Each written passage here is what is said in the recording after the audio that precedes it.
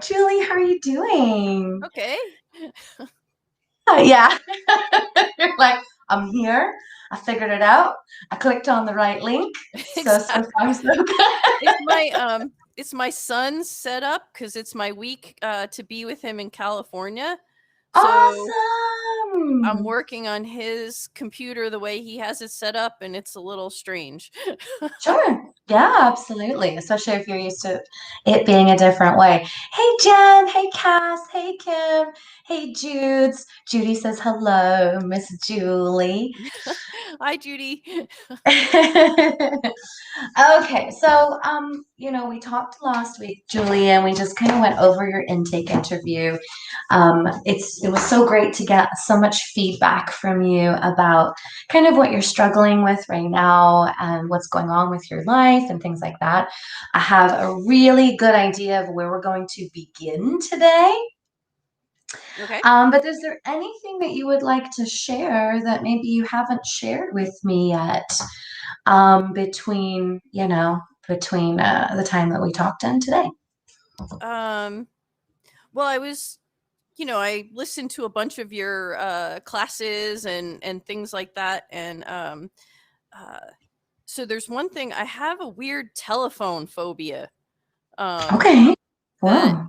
that really sort of makes things more difficult uh, for me. Like I'm not sure exactly how it all came about, but like I just won't use a telephone. And if I do, like if I have to call somebody, it's like takes me days to to get up, like to figure out when I'm going to call them and prepare myself like mentally, because it's really extremely taxing for me to Sure. make a phone call. Like just a simple phone call. There's just Sure. yeah. So that was weird. And then I love that you're making notes about stuff that you're noticing about yourself. Good well, I, job. again, kind of got over that phobia of journaling. Um, it's What? still kind of Just between there, but last week and this week? How did you do that? you just said so many interesting things that I wanted to take notes on and sort of put my information towards the general information that you were putting out. And sort of the only way to do that was to put it down on paper and go through it. So That's amazing. You didn't even, I'm just so impressed by that because like we weren't even gonna like hammer that. We were just gonna leave that alone and then you just fixed it all by yourself. That's really amazing, Julie. Hey, Kara. How are you? Kara's watching on YouTube Live. And there's a few people who can relate to your fear of making phone calls, Julie. I know that I don't like to talk on the phone. So I'll put it on the list, but I'm kind of curious just to get a little bit more information about that before we begin to kind of move into what I personally think we should work on today. Um, and do you think that it has something to do with being put on the spot and having to have the right answer? Because getting things right or not making mistakes is something that ranks high on your list of anxieties, right? hmm yeah, Do you think that it might have something to do with that? yes, and just maybe experiences on the phone, like I don't. I mean, it sounds crazy because everybody's got to deal with this stuff. But when you make a phone call to the mortgage company or the car insurance company or something, and you think it's going to be like a 10-minute call, but they transfer you and then hang up on you, and you got to call back, and it's this whole big process that just takes all the life out of you. And when you Yes. finally fixed it, then you're just like, I need a drink. I can't.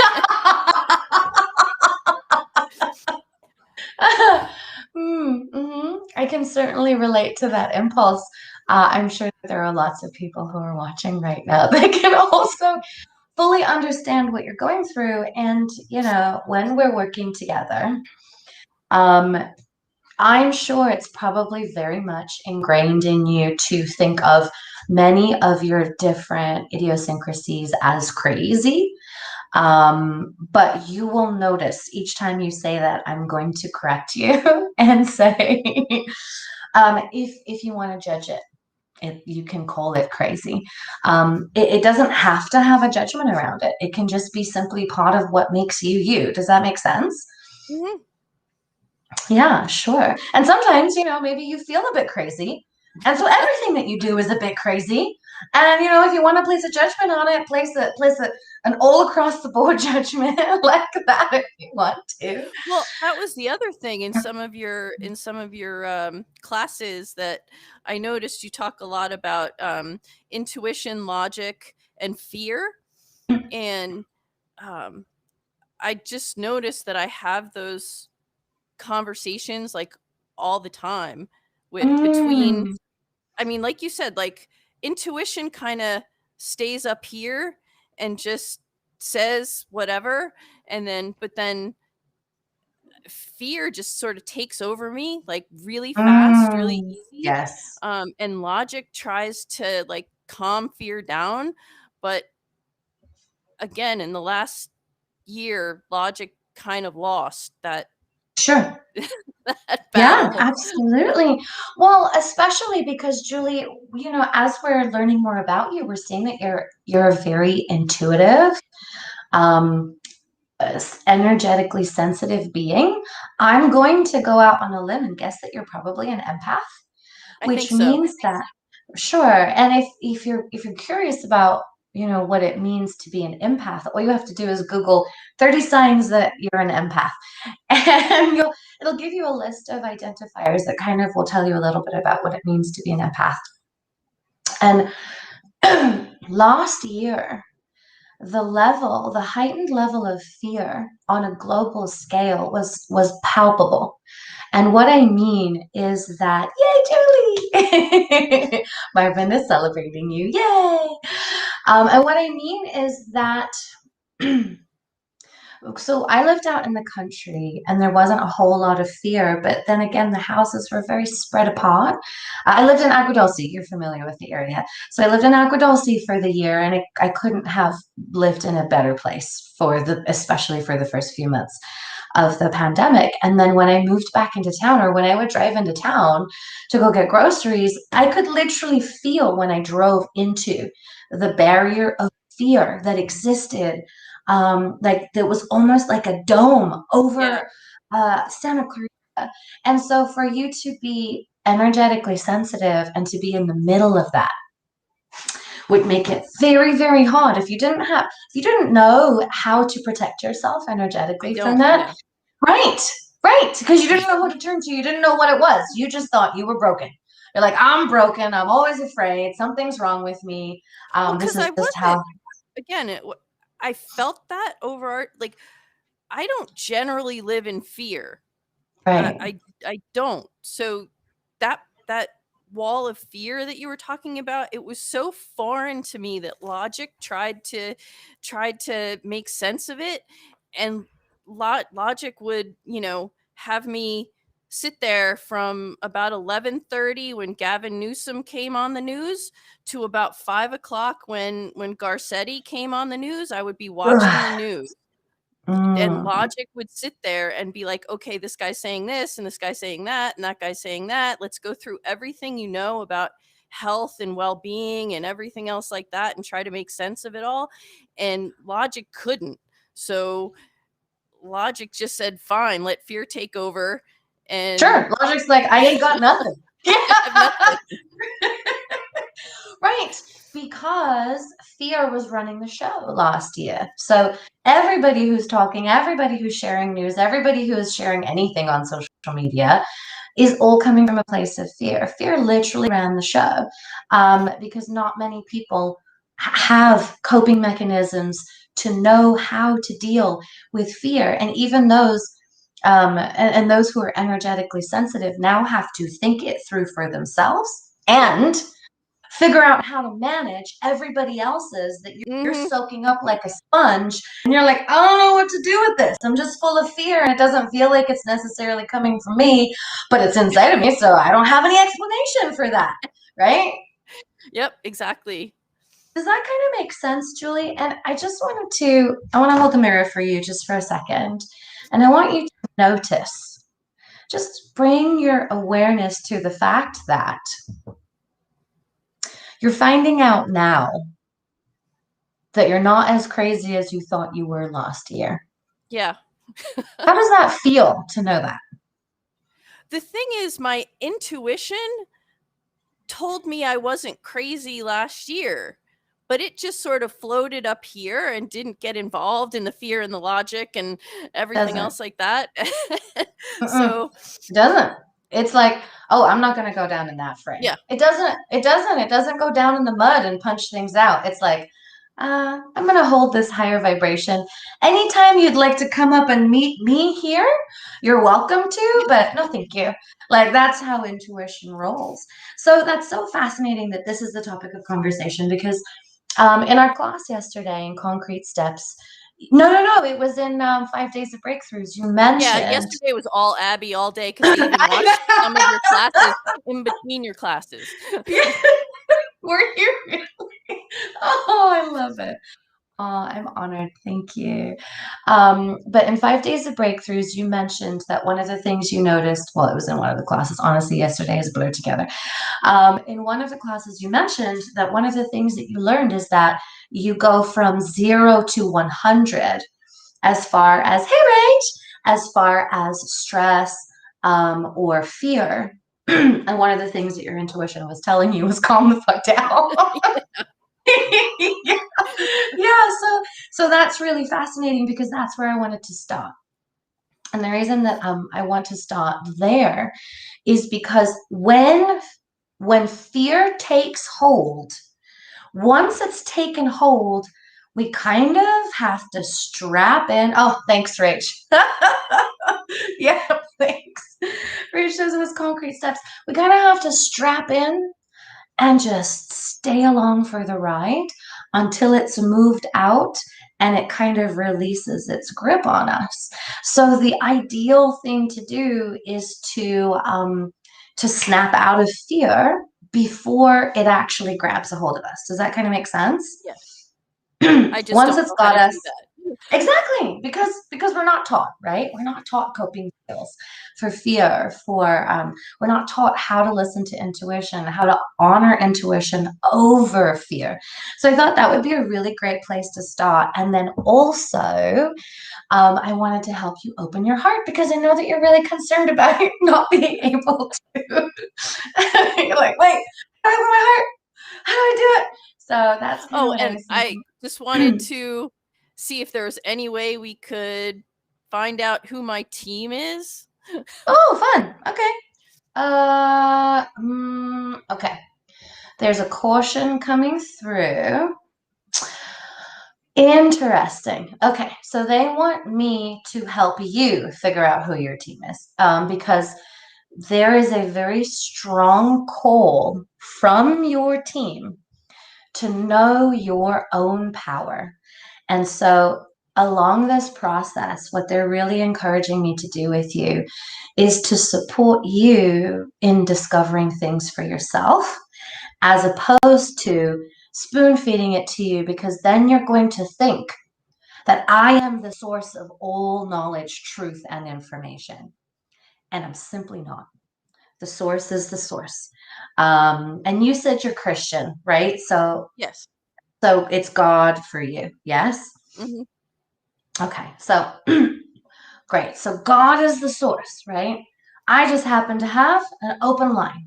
God and I are on the phone like 24/7. So so but that doesn't make me the source. But sometimes what can happen is if you think that I'm your only source of truth, you're going to think that you have to be dependent upon me in order to heal or grow or get better. And that's absolutely not the case at all. And I always I'm a, tell me. internalize things and make things, learn things, I guess, by doing them myself. Otherwise, I tend to question, like if somebody, I mean, just again, this last year, it's like people just tell you this is what you do to stay safe, or this is what, and I'm just like, no, I've done all this research myself. I know how to keep myself healthy because I've Good. learned it and experienced it. Yeah. So, okay. Yeah, yeah, absolutely. So then fully in alignment with what you already do for yourself. And what I really freaking love about that too, Julie, is that tells me that you have a very independent thinking mind. Like you don't just naturally take anything that anybody says with a grain of salt. I mean, as an absolute truth. If I could take that and bottle it and hand it to the rest of the world, I would be a billionaire because that's one of the things that we're programmed to do from a very young age. We're programmed to believe someone who puts themselves in a position of authority, and we're programmed to believe every single thing that they say and take it as fact. And it's simply not. And the reason that I say that is because, and you probably heard me say this once or twice, but we all have to filter truth and our experiences through our own traumatic experiences, right? So all of our trauma, all of our wounds, it becomes this like lens on our perception of reality. Are you with me so far? Yeah, I feel like I kind of learned that in law school and taking the bar exam and stuff like that. It was like all these people are like, "Ooh, look at me! I'm a lawyer! I'm a lawyer! I'm a lawyer!" And it's like, yeah, you failed the bar exam. Like, whoop de doo. That I'm not. I went to this wedding and everybody there was a lawyer, and they came up to me and they didn't know me, and they were like, "Hi, I'm Joe. I'm a lawyer. Hi, I'm this guy. I'm a lawyer. Hi," and I'm like, "Whoop de doo. Tell me something actually interesting about yourself." Totally. Totally. You're right. Totally. So you were able to, oh, that is fascinating because you were able to adjust your perception of what it means to be in a position of authority very early on in your life. And that's so fascinating too, because since you were in the profession of law, you're taught to question everything. Yeah. Like you're taught to move everything through your filter of, wait a minute, what's the source? Wait a minute, does that feel like it resonates with truth? Wait a minute. You're taught to like go through everything. So I love that. That is actually an incredibly helpful skill for you in your life. It That feels is like it, especially again in this last year, it feels like it's been a detriment to me. sure. When it comes to um, if fear is running the show, and you have that kind of programming, then what fear can do is grab all of the evidence that it knows that you are searching for and present it in a way that it knows will work to convince you that it's right. Does that make sense? Hmm. Yeah, it's just going to seek out all the evidence in your environment, all of the things that prove itself to be right, to reinforce why you need to be terrified, why you need to be, scared about this, and or just confused, right? Because there's so many different credible sources saying completely different things. Right. Cool. All right. I love it. Oh, that's so good. You know what's so interesting, Julie, that I just want to witness within you, and I don't know if you see this yourself yet, but already I'm seeing a different level of certainty in you. Can anybody else see that? Can anybody else witness that? Like between our intake interview last week and today, I'm seeing just a different level of certainty. You just seem to know yourself a little bit better. You seem to feel a little bit more confident. Do you feel that, or is that No. something that you don't necessarily feel yet? Okay, that's fine. That's fine. Over time, we'll see if you notice your shifts or not. Sometimes people do. Cass. Okay, Cassidy sees it. Rachel sees it. Judy definitely sees it. So, okay. So that doesn't mean it doesn't exist, and it doesn't mean that it does exist. Simply what that means is your perception of self. Jen sees it too. Cool. Your perception of self is not necessarily accurate. Yes, that's what I have felt like for a really long time. Okay. I just don't know how. Like how it's not Right. right. Right. Because you see yourself as you see yourself, and you don't know how to adjust to Right. see yourself accurately. Yeah, totally. All righty, I'm gonna write that down. I don't know. if it was shared with you, but we're going to be together for 5 sessions because I want to do some really heavy lifting during our time together. And there's a few different things that I want to work on. Cool. All right. Any questions or comments for me so far, babe? From me? Yeah. Oh, um, again, I think you just touched on it. It's how I see myself versus how I actually am, and I think that causes a lot of problems. Like I was gonna say, you had in one of the things you had talked about narratives, and um, I feel like one of the narratives that I have is I have absolutely no communication skills. Like I don't. Mm. There seems to be, from what I intend and what I mean, to how people receive what I'm trying to say. There's like a weird disconnect, and I always have problems there. And I think that could be part of making money and getting jobs and things like that. And I think it has something to do with the way I see myself. I don't know. So one of the narratives is It's I have no sure, yeah, no, communication skills yeah, whatsoever. right.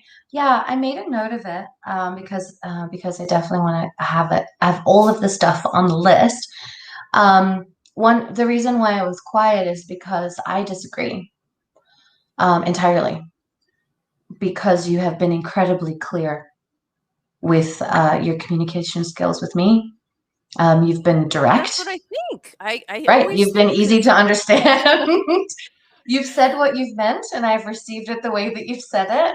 So that makes me wonder who you've been interacting with historically, because it could be from a very young age. So that makes me wonder who you've been interacting with that has caused this narrative to be reinforced over and over and over again. Because, in my opinion, it's simply not true. I remember you saying something too on one of the posts that people find you abrasive. And I've never had that experience with you either. Now, I find you direct, but I value directness because I I think that do too. being And right, you know, being direct is the clearest way to communicate things, in my I, opinion. the thing is, I really care about people. I love people. I want the best for them, but in all around me, I've seen so much miscommunication, um, that's why I tend to try and be direct. But Yes. for some reason, people don't receive it that way. I don't. Mm-hmm. I could give you example after example after example, but that's the gist of it. We don't need examples. What I'm going to ask you to start doing, this is going to be part of your homework. So you want to write this down. Okay. Okay. Every time you talk about the past and your past experiences, some of my peeps are going to be super familiar with this. I want you to tack on the front of it historically. The word historically, or The word historically. And I'll okay. give you an example based on something that you just said. I have, like, time and time again, I have witnessed people misunderstand me or I have miscommunicated. Okay. So the way that you would just add historically is historically, I have witnessed miscommunication or being misunderstood. Okay. Yeah, we love historically. And here's the reason why. So, Julie, like, even when it comes to referring to yourself, during the intake interview, you said, I am a very negative person. And so the way that you would shift that is historically, I have been a very negative person.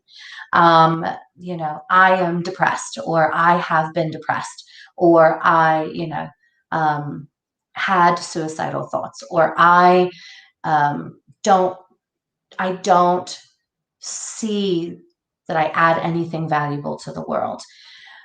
Every single time you say something that's a very definitive, clear statement, you're going to tack on historically. Okay. Okay. And so now that I've taught you that, you'll find me correcting you, but that doesn't mean that you're doing it wrong. It means that it's a brand new behavior and it's going to take a little bit of practice for you to remember Yep. and a couple of corrections. And then you'll notice yourself saying, oh, I always do that, or I always get that wrong. And you'd be like, wait.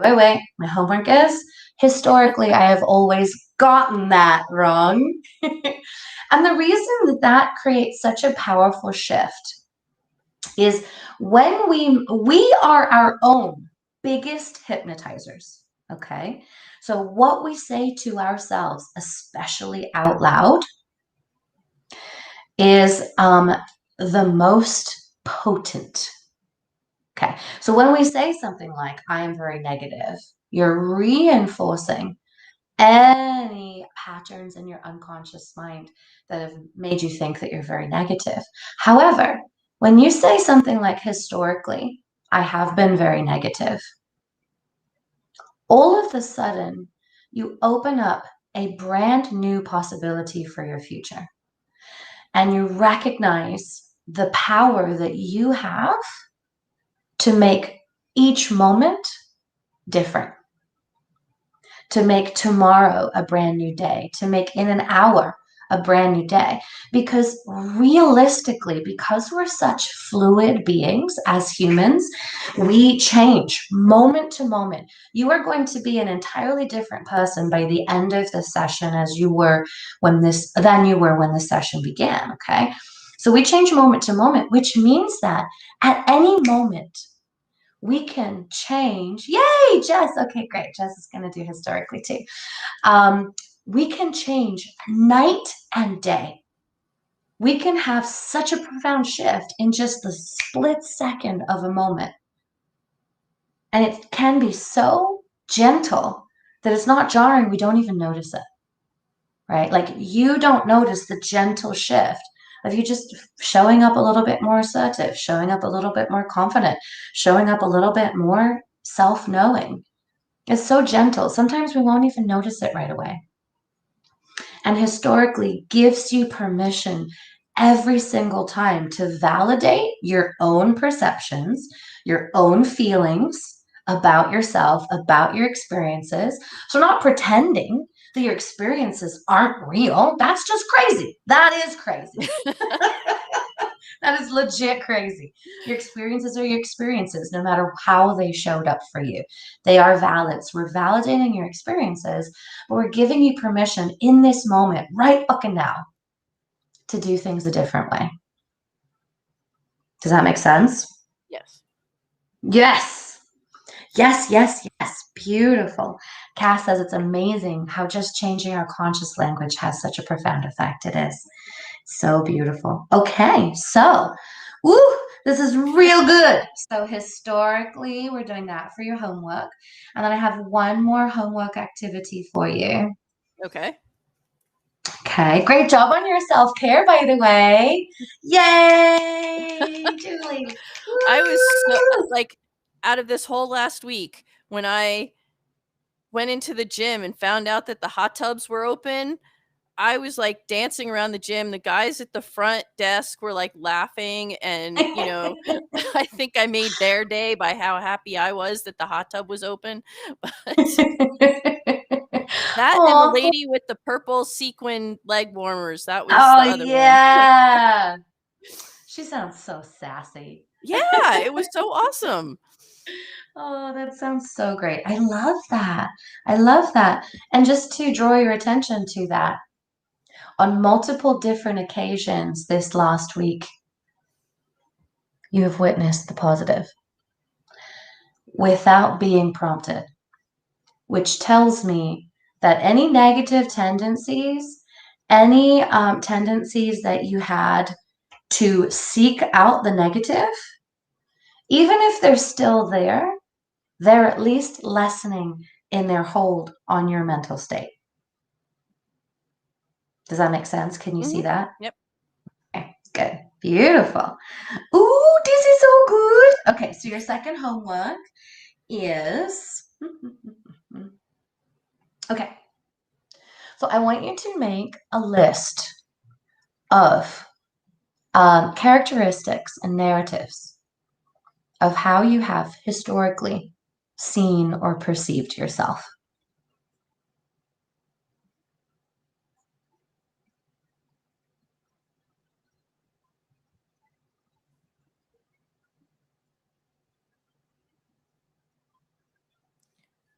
Okay. Okay. I mean, I did that a little bit because I listened to uh one of your things about the narratives and Good. There's ways a that. second part. Yeah, there's a second part of that. Ready? Oh, okay. Okay. The second part is I want you to ask people who know and love you what their perception of you is. The thing is, other than um my husband and my son, I don't have anybody else to ask. Okay, ask them. That's good. Okay. Yeah, yeah. And next week I will tell you my perception of you. And anyone else who would like to share with Julie their perception of her, feel free to do it in the chat, and then you can add those to the list too. Okay. Okay, so we're going to start to create a connection between how you see yourself and how others see you. And it's going to feel a little bit like a disconnect. We're not asking it to integrate next week. We're not asking you to come back next session believing what other people think about you. That's a little far fetched. Like I'm 7 years into my healing journey, and I still have a really hard time believing what people say about me. So it's not necessarily ever going to fully integrate, but we just want to create a space in your mind where you can witness and realize that other people see that you have value that you don't necessarily see that you have in yourself. I guess the thing with that is just that I have had so many, like, I just lost, I thought was my closest friend, and I don't even know what happened. She just stopped talking to me. Oh, geez. Yeah, and that's been like a pattern with people. Mm-hmm. Like, I think they're my friend, and then they Mm-hmm. just stop and Mm-hmm. don't talk to me or just barely say hello or whatever. And it's like, wait, what happened? And no one will ever tell me. Like, no one will. I can't ask them. They just ignore me. I'm going to go out on a limb and say that has nothing to do with the way that people who love you perceive you. I'm going to say that that has to do with your ability to pick people as a friend. Which, when you have low self-esteem, you tend to, not you, but we tend to pick people who will feed off of our energy as opposed to contribute positively to our lives. And, if you were surrounded by leeches, vampires, right? This is a logic. This is super logical. So your logic brain is going to love this. If you're surrounded by leeches and vampires and you run out of energy reserves, what are the leeches and vampires naturally going to do? They're going to go find a new energy source, right? So that's not necessarily your fault. It's not necessarily something that you did. It's absolutely something that you can course correct moving forward so that as you bring in new people into your circle, into your life, you bring in people who actually add something rather than just take away from you. But Well, yeah, you hit yesterday when like we were doing that thing where we were talking to the intuition, it said that I need to find that I am not like a person that fits in a box, and I need to find other people that don't fit in a box and won't try to put me in a box because they're not in a box. And yes. it's definitely I think true that a lot of the people that I was with are box people. Yeah, Like, I love that. That's just such a kind way to describe people who like Yeah, I know, Rach. I was just thinking the same thing. Okay, well, definitely you're in a community of people who don't fit in a box, who burn the box once it gets close to in case someone tries to accidentally squeeze us in against our will. But the thing about that, Jules, is like I want to talk to your fear voice because I know your fear voice is going to run this particular search. Fear voice is saying, but how, Yes. where do I find these people? Where? I must find them today. I need people. Okay, so that's why we're Exactly. working with that's why we're working with fear today because the only way to find your people is just to trust. It's like coming center. You're not out searching for them. You're coming center and you're going, hey, people, I'm over here. Come find me. And that's how you be. And you just follow intuition, and intuition might say, oh, take this art class. Some of your people are going to be here. Or intuition might say, ooh, sign up for this metamorphosis live thing. Some of your people are going to see you and relate to you so completely that they're going to reach out to you and want to like connect. Or if they're going to, intuition might say, ooh, go to this wine bar tonight and just like talk to a person sitting at the bar. We don't know what your intuition is going to say, but your intuition is going to be the one that over time leads you to connect with your people. So you don't have to get into a flurry of, ah! You can like, but that's your fear, right? Your fear takes over and is like, I got Yep. to go do it right now. You Yes. can just take a breath and breathe and just relax and move back into flow. Intuition just Um, feels so far up there, like it almost never comes, to the forefront of anything. It's always fear and logic, fear and logic, fear and logic. Yeah, no, that's why you have to be very, very active in your participation of asking intuition until it becomes a natural way for you to be, is like you just naturally push fear to the side and intuition is always present. You actually have to do a conscious, you have to do a conscious practice of being like, okay, I'm going to check in with my intuition first. And sometimes, like when I first started doing it, I had to meditate every single time I needed to check in with my intuition.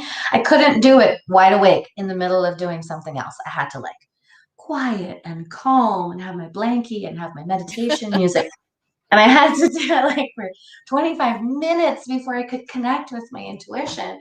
So it's just going to be a practice. It's a conscious practice that you have to do consistently. And when we say consistently, we don't mean like every day or you'll lose it. Intuition's never going to go away. It's never going to go away. Okay. So when you remember, when you notice fear is there, we'll do a little exercise that you can just kind of push fear to the side and be like, okay, I'm really curious to what intuition has to say. Then you can be like, okay, then you can take that conscious step. It's not going to swoop in and rescue you from yourself. You Darn it. actually, I know. Wouldn't that be nice? Yes. I know. No, no, it won't. It's going to be you going, okay, I'm a big girl. I can do this. I've done it before. I can do it again. So that's going to be a conscious effort, a conscious practice that you're going to say, okay, I want to know what my intuition has to say about this, and I'm going to go find out. Okay, Gotcha. that makes you got this. You got this. I believe in you. So, do you remember what the second piece of homework was? Did you write it down? Um, List characteristics of ways I perceive myself and ask others. Yes. Good. Good job. Okay. All righty. You ready? Okay. For those of you who are watching from home, please do not participate if you are driving. If you have never done some work on yourself or releasing emotions, I highly recommend that you don't necessarily do these exercises by yourself. They can be incredibly overwhelming at first, and you might get lost in your emotions, and that feels a little bit scary. Um, you are absolutely invited to follow along at your own risk from home. And let's see, any other disclaimers? I'm not a licensed professional. I specialize in holistic healing. And I think that's it. All right, let's do this. Cool. All right, Miss Julie, go ahead and take some nice deep breaths. That's it. I can feel your mind racing. So the first thing we're going to do is as you're going to keep your eyes closed, keep your eyes closed.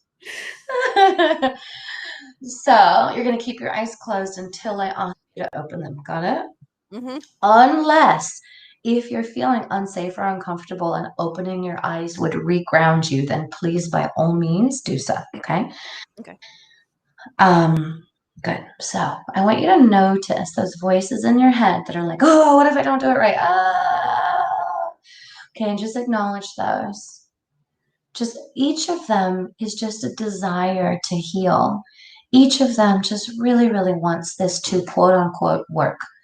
Lucky for you, I'm very good. So you don't have to figure it out.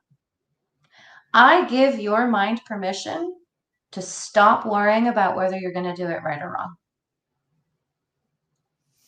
Okay. There it is. Good. Now just witness those thoughts and just kind of let them roll off to the side. Just watching them like clouds, just kind of roll on by.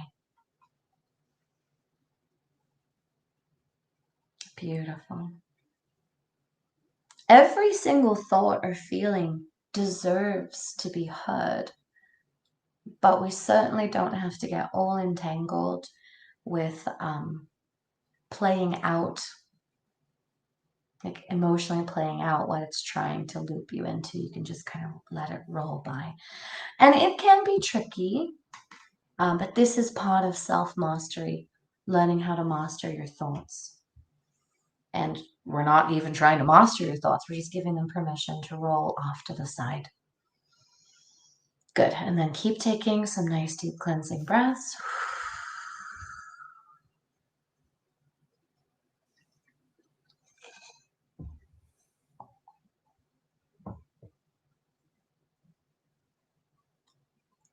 And, yo, I'm still here.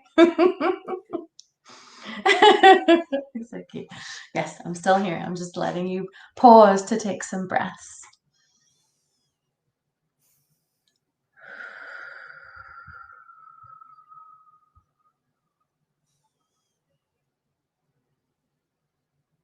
Good.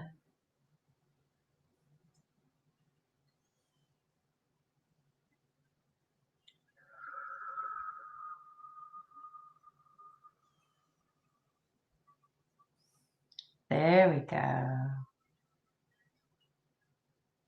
I know that you're wondering what's coming next, but I'm not actually going to move on until I see you taking some deep breaths.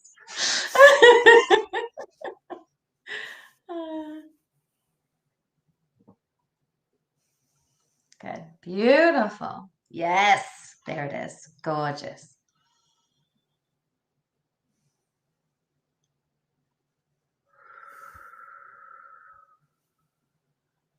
Beautiful. I'm going to count you from 5 down to 0, and I want you to pick a number between 1 and 10. When you have a number in mind, nod your head for me. Good. This is the amount of times deeper into peace, calm, and relaxation you're going to allow yourself to go with each count. Now you might imagine yourself in a beautiful place in nature. Or perhaps it's somewhere that you feel really, really comfy, like the gym or the hot tub.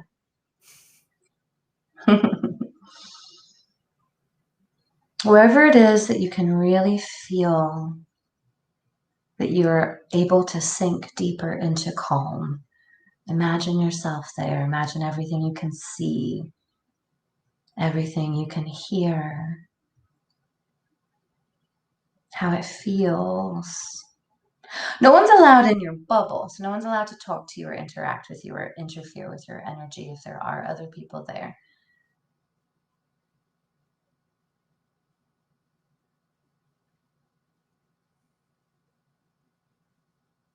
Good. Starting at 5.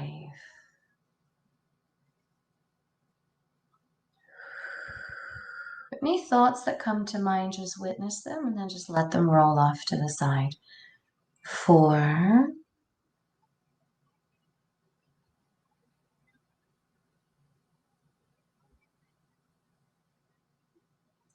3.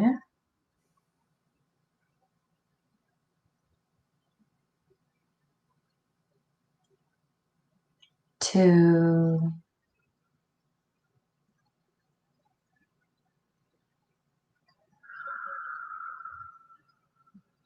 1.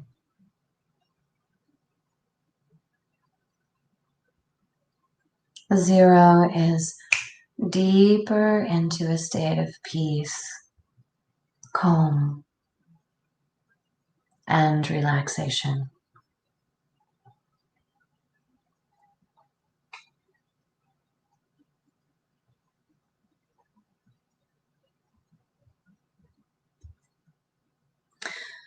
Okay, Miss Julie, so the first process we're going to do is going to be to work with your fear.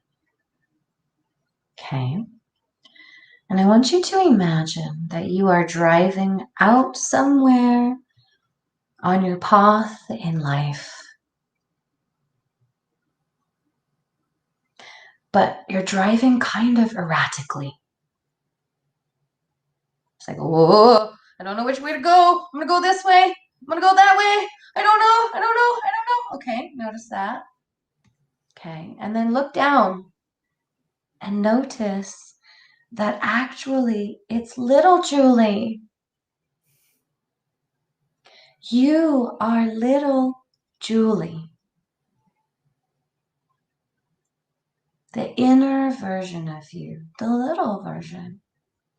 The little girl who never felt safe, who never felt like she had the right answer, who never felt like she was getting anything right, who kept trying her hardest and just couldn't seem to get it right. And any emotions that come up, you just let them come, okay? Just let them move through. You gotta let them move through you. They've got to get out. You already know, because you've heard me say it before, that if emotions get trapped in your body, they create more wounding. So we've got to let them out. Good job.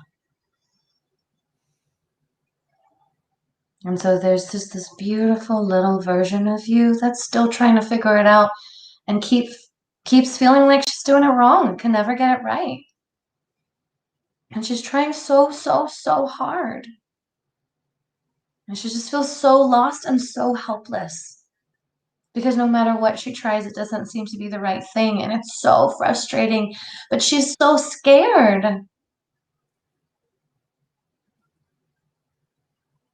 She's so scared. So I want you to take this you and move to the back seat of the car. We can stop the car. We don't have to worry about it veering off the road. So just pull over to the side, stop the car, climb into the back seat. And I want you to buckle yourself in. And I want you to imagine pulling a blanket around you.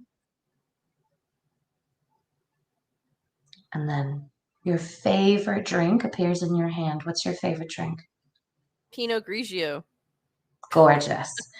Glass of chilled, crisp Pinot Grigio of your favorite type appears in your hand. And there's a TV screen in the back of the seat, and your favorite show is on, or your favorite movie. What's that? The Nanny. Beautiful. So the nanny is on, and you're drinking your Pinot, and you're giggling. And once in a while, you look outside of the window. It's beautiful. Countryside is gorgeous. Yes. And you notice that the car started up again and it's just driving. And you look in the front seat and you see that God has the wheel. How does that feel? Good. Good. Do you think that he knows where to take you? Yes. Yes. Do you have the feeling or the sensation that you need to climb on his lap and grab the wheel and take over? No, actually, I have the sensation I have to go to the bathroom. Yes. Yes. Okay, we're And almost I'm done. looking for a rest stop somewhere. Oh, I see. Oh, in the car? Okay, Yep. cool. All right. Well, in the car, the car pulls over and your needs are taken care of. And maybe you're thirsty or maybe you're hungry and all of your needs are met because God puts his arms around you and says,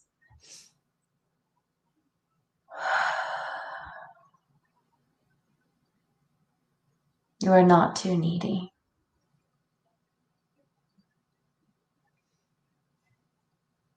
You don't need too much. I am willing and ready to meet all of your needs and more.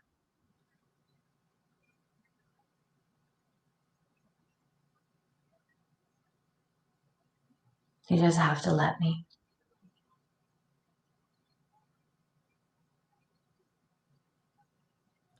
Fear is going like, why, God? Why? What's going on? What's going to happen? So the little girl is trying to take back over the wheel. Yeah. Okay. Let's go ahead and put her back in the back seat. Put yourself back in the back seat. And what I'm hearing is just a little bit of a fear that you won't actually be held, that God won't take care of you all of the time. Mm-hmm. Okay.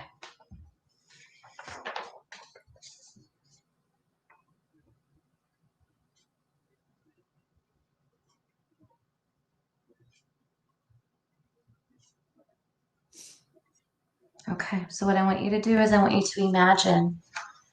I'm going to count from 5 down to 0, and we're going to move out of this scenario. And we're going to go to a place. It could be a similar place that you went yesterday, or maybe it's a similar place that you went when we did I Need Cash Quick, but a quiet place, a still place. Do you have one in mind to go to? Yes. Good.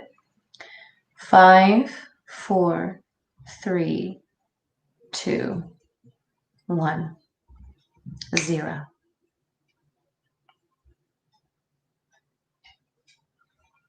And when you're in that quiet, still place, let me know.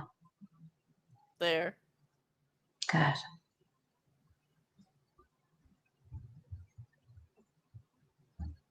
Let's invite God to come in. Do you feel okay with that? Sure.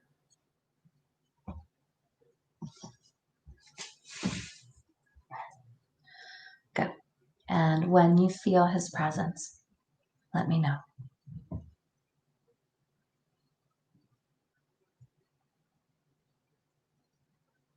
I'm not feeling it. Okay.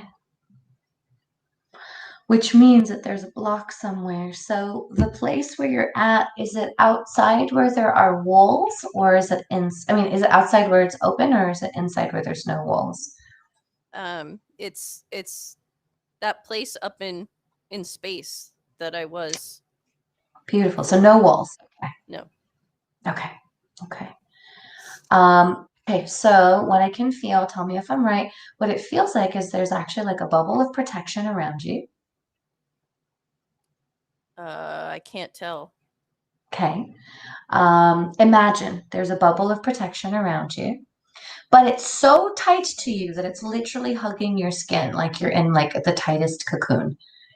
So what I want you to do is I want you to imagine that bubble of protection moving out so that it becomes roughly the size of like maybe a bedroom, a small room. Okay. Now let's see if you invite or allow God to come in.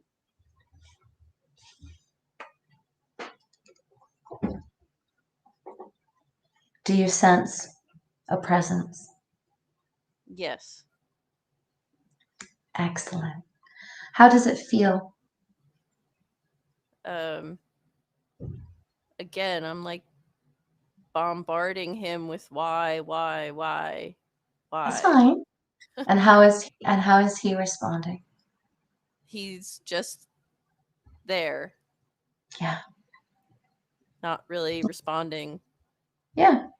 So what I want you to do, Julie, is I want you to actually share with him everything that you've had on your heart for a really long time. Any frustrations, any resentments, any time that you feel like he wasn't there and he should have been, any angers that you've had.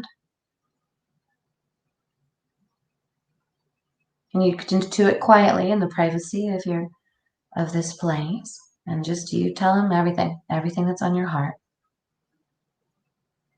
Even if it's the same, even if it's repetitive. You keep saying it until it feels like you've said everything that you need to say. And take as much time as you need, but when you feel like you've felt everything that you need to say, nod your head for me.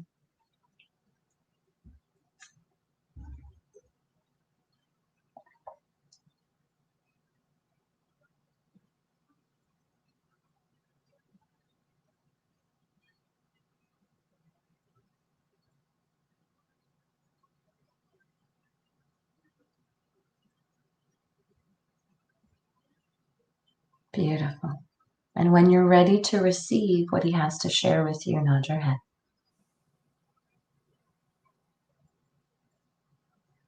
How do I know that I'm ready? You're open. It would be like if you were having a conversation and you were ready to stop talking. Okay. Good. All right. And receive what he has to share with you.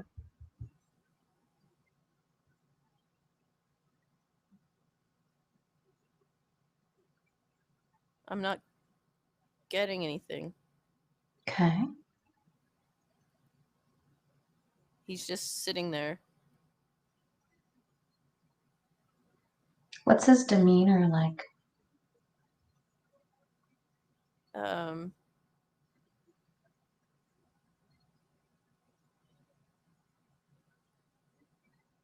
honestly, it feels kind of like he's angry at me. Mm.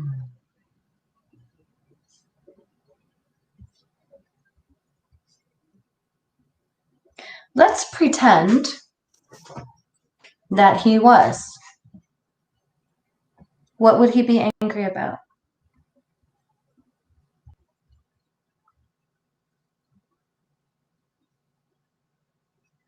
Um,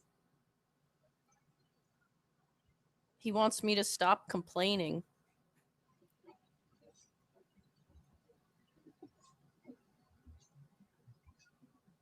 How does that feel to hear that?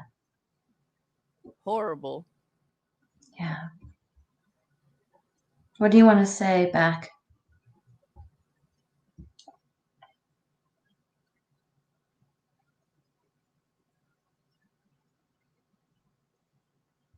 Say it silently or Either you can say it silently or you can say it out loud, whatever feels right.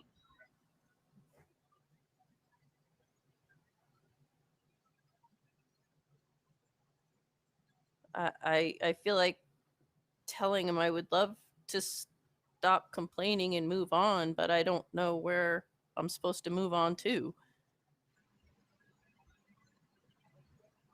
Good job. How does he respond to that? He's just looking at me. Hmm.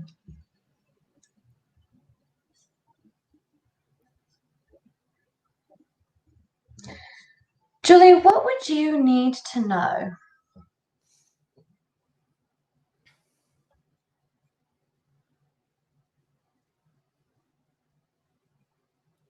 to release this perception that God is angry with you?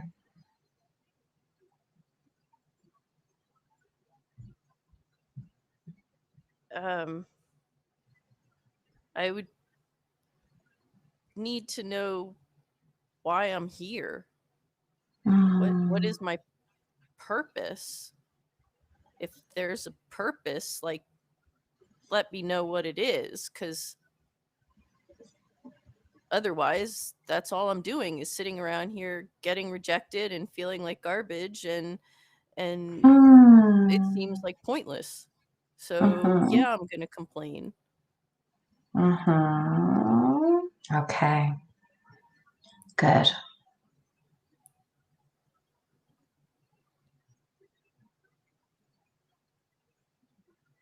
So if you knew your purpose, you would know that God's not angry at you. Yes, and that maybe there was a reason for all of this that I'm going through and have gone through. If it made me better at what my purpose was. But Mhm, in the meantime, I'm just floundering around, mhm. getting depressed and miserable and complaining. So I want to pause this image for you, and in your mind, I want you to come back to this conversation with me. Do I open my eyes? No. Okay. I will be very clear when I want you to open your eyes. No, sorry. Just no. It's okay. It's all good. Okay. I want you to consider because what you just said, Julie, is very interesting because you said in order to know that God is not angry with you, you would need to know your purpose. Babe, that is something that you are asking of Him, not something that He would be asking of you. And I say that because I wonder if the reason that you perceive God as angry at you is because you are quietly angry at Him. Maybe. Is that a possibility? Yes. Okay. It's really, really very hard for us to admit to ourselves that we are angry at God because it feels blasphemous. Mm-hmm. It does. It feels like, oh shit, I'm going to get struck dead by lightning. Um, Bottom line is, God is all compassionate, all knowing, all accepting, all loving. So the interesting thing about perceiving him as angry is that is your perception.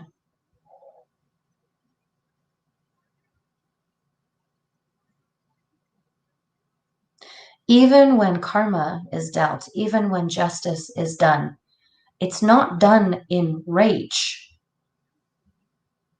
It's not done in resentment. It's not done in bitterness. It's not done in wrath. It's like, uh, it's like when you have to put your child in timeout or when you have to discipline your child and they're crying and you know they're sorry, but you have to do it anyway because they have to learn their lesson. That's how karma is dealt. That's how things are dealt. It's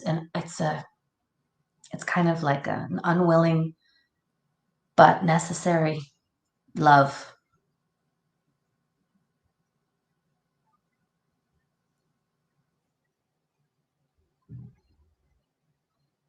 And so I want you to just hold that knowledge that you might be really, really angry at God for feeling like he hasn't been there for you.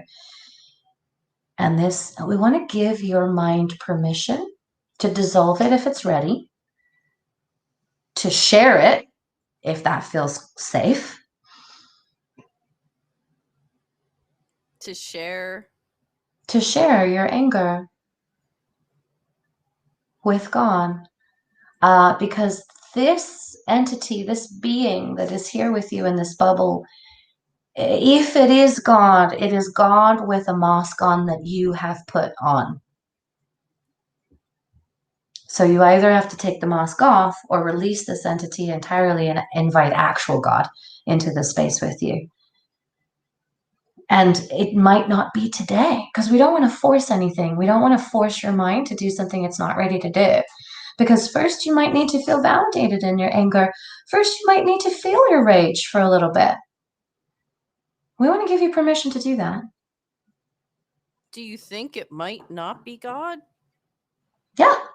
I think it might be just I don't think it's I don't think it's I don't think it's another presence. I would say that it's just an image that in your mind represents God, that you have given the qualities, some of the qualities, but put the mask on that he's angry at you. If that makes sense. It's just kind of another version of you.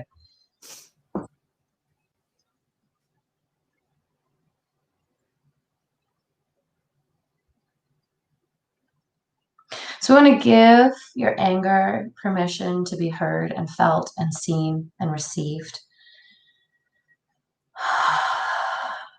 You might, since you journal, you might journal about it. You might write letters about it. Just be like, Okay. what the actual fuck? Because God is not going to leave you ever. He won't. He can't. Actually, like it's not possible. But also, he doesn't desire to. He's not going to leave you. He's not going to abandon you. He won't get mad. He will hold you so tenderly through your expression of your emotions.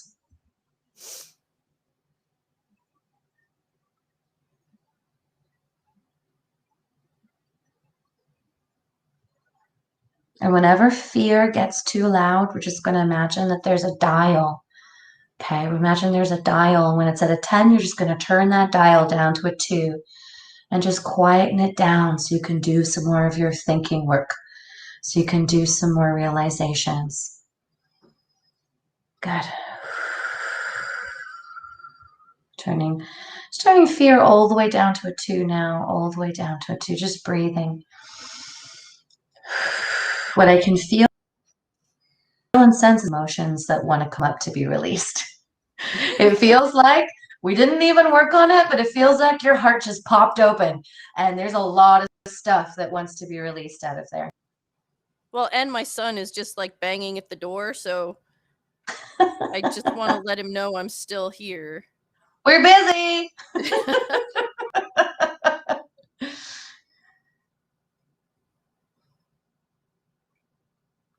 All right.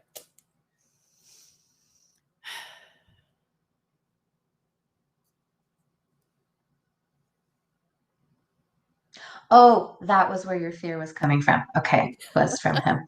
Got it. I was like, whoa, where's this fear coming from? Okay, good. Let's turn your fear all the way back down to a 2.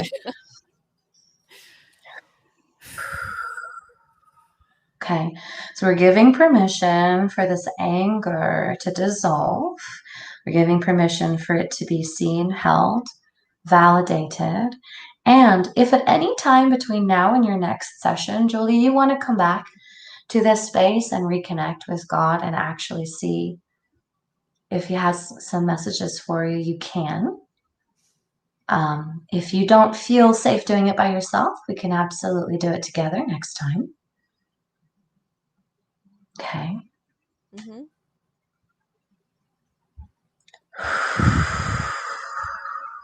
And I want to give you permission to, like, if you feel the need to just go somewhere and cry. Like, tell your son, give me another 30 minutes. I just did, yeah. Okay, good. Good, because there's a lot of emotion now. Now that your heart has popped open, there's a lot of emotion right on the top that just needs to be cried out. Do you feel it? Yeah, yeah, yeah. And it needs to come out. I feel Okay. like it's going to take a long time because I really am very angry with God. And the beautiful thing is, there is no time limit. But give yourself permission to express all of the anger until it's all out. So if you need to do it in several sittings because it might be too intense, do it in several sittings, but do it. Don't wait. Do it. Okay. Don't Okay. shove it back down. Actually do it. Yeah. This needs to come out. Julie, this needs to come out in order for us to move beyond here. You and me. Does that make sense? Mm-hmm. Okay. You got to do it. Good. Okay. Good. So you've got time. Luckily, you're not working. So you got time. Right. Yeah, nobody needs you. You can do it. You can focus 100% on your healing journey. Good. That's what this time is about. It's for you, nobody else. Good. And just allowing yourself to go back to a place of stillness just for the moment. We're kind of taking the anger. We're not closing the door. We're just setting it to the side. Okay. We're not closing the door. That's going to stay open. Just Right. setting it to the side. And then coming back to your body, back to the room. One is a nice, deep cleansing breath in.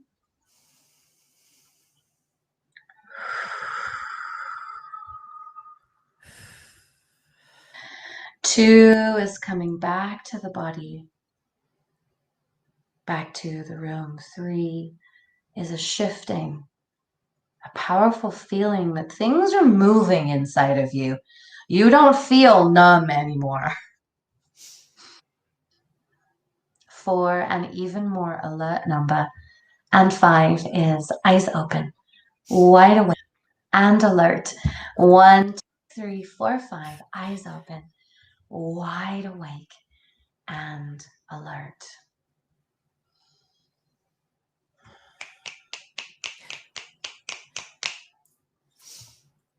Good job, babe. You really had to push yourself on that one because there's so much resistance that's coming up for you and you just keep pushing through it. So good work. You probably feel like after you cry this out, you're probably going to need a nap. No, I'm going to go to the gym. Okay, good. Go to the gym, work it out. Yeah, I love it. Yes. There's a punching bag there. Yep. More's the better. Okay, good. Yeah, go punch some of this stuff out. That would be really, really healthy. Super helpful for you. I'm like Okay, really physical, so that's why good. Hmm. physical stuff gives me more peace than gentle Yes. things like a nap with comfy blankets or something like that does not do it for me. Like even when I get a massage, I have to have like the huge, intense pressure as opposed to gentle Swedish, style or whatever. So, So that's a whole different thing, but we're not going to speak into it today. That's a discomfort with stillness because you're confronted by your thoughts. But as throughout this process, you might actually, as a side effect, get more and more comfortable with stillness. But because of all the trauma that's trapped in your cells, you do need to do physical exertion to move it through your body. Yes, absolutely. 100%. So, third thing on your list is release your anger at God. That's your third homework. and just do that in different times throughout the week. Yeah. If you can do it all at once, do it all at once. I'm going to guess it's going to come up in layers. I'm Yeah. going to guess it's going to be like a huge sitting and you'll be like, rah! And then it'll probably come back to stillness. And then you might have another wave hit you. And then maybe you want to write about it that time. Or maybe you want to keep punching it out, whatever works. Maybe you want to sprint it out. Maybe you just want to yell it out. Maybe you want to sit in your car and yell it. Or if you're home in Vegas, maybe you want to sit in your home and just yell it at the top of your lungs. Yeah, and just keep doing it. But every time you do it, I want you to vent your anger until you come back to stillness. That's the important point, okay? So you're not going to stop while you're angry. That's just going to make you more fucking angry. You're going to keep being angry until all of the anger has shifted and you come back to stillness. Okay. Okay? All right. That's your homework, babe. Really good work. Thank you so much. Thank Thank you you. so much for participating in this journey. You're such a beautiful soul, and you have so many complex layers of trauma that keep hooking you into old narratives. It's really, really fascinating. Um, and I'm sure that there's so many people who'll be able to relate with what you're going through. Okay. So you have a class later on this afternoon, right? I do. I'll see you later. I'll see All you right. too. Bye, Julie.